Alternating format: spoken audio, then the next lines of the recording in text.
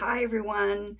So, one thing I'm noticing lately is that there seems to be sort of a life cycle of learning about the science of reading.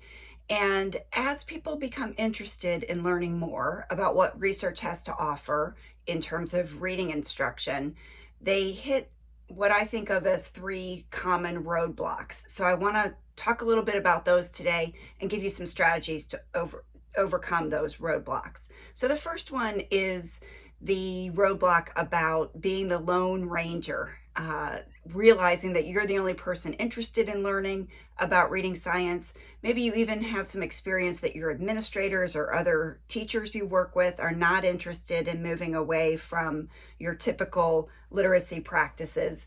And that can really stop you in your tracks. One thing to think about if that's your situation is to just get more explicit with whatever it is you're teaching. Make sure you're clearly telling students what you want them to learn. Even if you're doing a read aloud, be explicit in the vocabulary that you want students to learn from that story. Make sure that you are providing opportunities for students to practice those new vocabulary words and giving them immediate corrective feedback. Just simply increasing the explicitness of your instruction is going to get you better results. And you don't need to have different materials. You don't need to adopt a new program or purchase anything to be more explicit in whatever it is you're teaching. A second roadblock seems to be sort of this feeling of being overwhelmed. I don't even know where to start. And that's really common and very understandable, especially if you've gotten into some of those really large groups in Facebook. And I would encourage you to access the free materials that I've made available for getting started. Those materials are available at readingscienceacademy.com. You can download some free resources, videos, and other discussion guides and book lists that will give you a good solid place to get started. Some tried and true, trusted resources for getting started. And the third area of roadblock that I notice is a little bit more difficult to admit or think about, and it's about your student outcomes. I think when people start exploring what the science of reading has to offer, they realize that really it's possible to get every student to be a reader. It's possible to overcome reading difficulties and to improve performance of students who are struggling.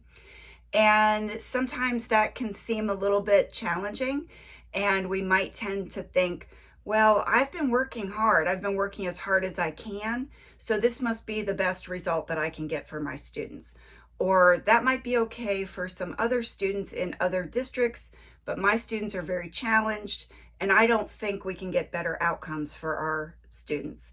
So I would encourage you to look at your data, to really take a very close, very objective look at your student outcomes.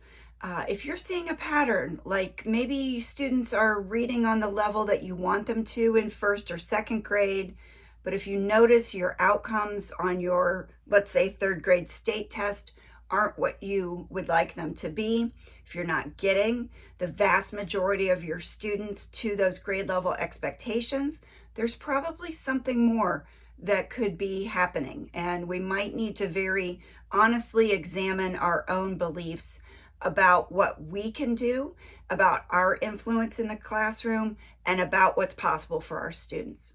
So those are my 3 tips to help you overcome the roadblocks that you might be experiencing on your reading science journey.